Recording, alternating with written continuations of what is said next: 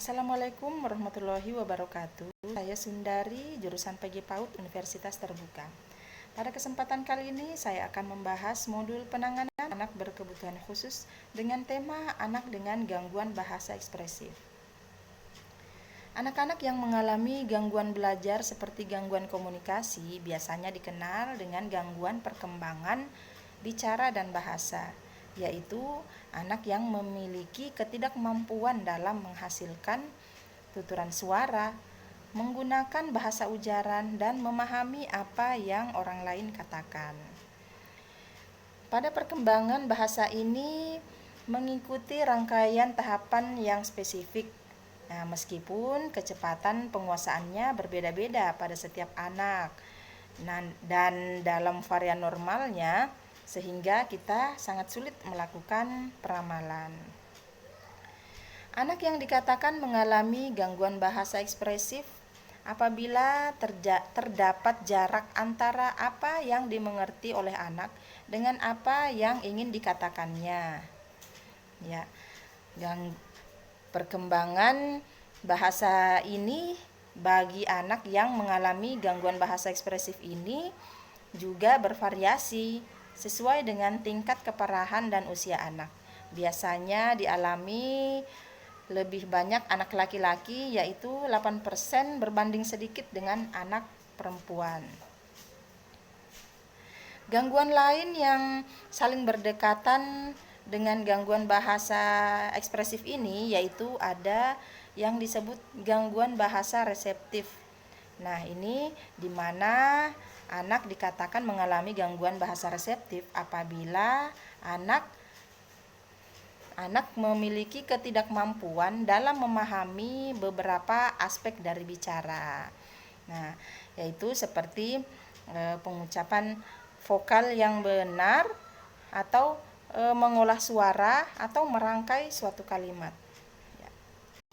Ada pula masalah lain yang berhubungan dengan gangguan bahasa ekspresif ini. Nah, yaitu gangguan perilaku, gangguan perilaku yang biasanya muncul pada anak di usia dini.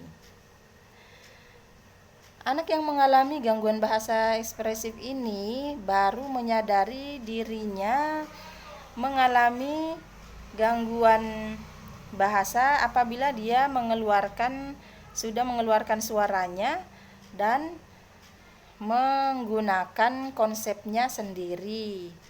Ya. Nah, ada beberapa faktor penyebab yang menyebabkan terjadinya gangguan komunikasi ini, yaitu satu, faktor genetik.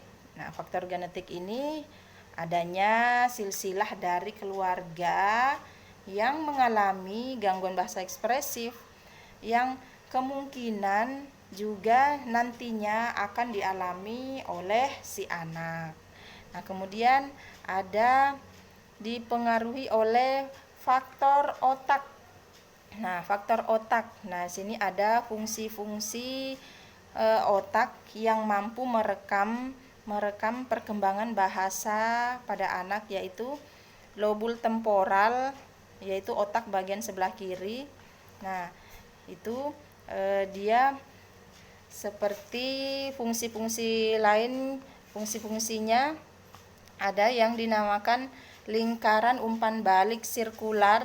Nah, itu yang mampu merekam atau menyimpan proses perkembangan bahasa reseptif dan ekspresif. Kemudian ada pula penyebabnya disebabkan oleh faktor infeksi telinga. Nah, faktor infeksi telinga ini terjadi pada telinga bagian tengah, ya. Apabila infeksi telinga ini terjadi secara terus-menerus, yang nantinya akan mengakibatkan anak kehilangan pendengarannya. Kemudian ada pula faktor lingkungan rumah, ya.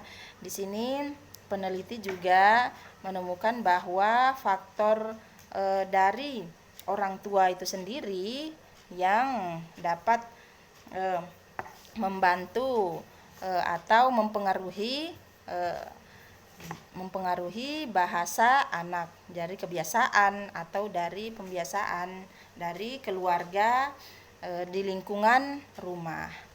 Kemudian penanganannya gangguan yang dapat dikoreksi. Penanganannya ini yaitu gangguan yang dapat dikoreksi secara mandiri seiring dengan berjalannya waktu pada usia anak, yaitu sekitar 6 tahun tanpa memerlukan intervensi dan penanganan khusus.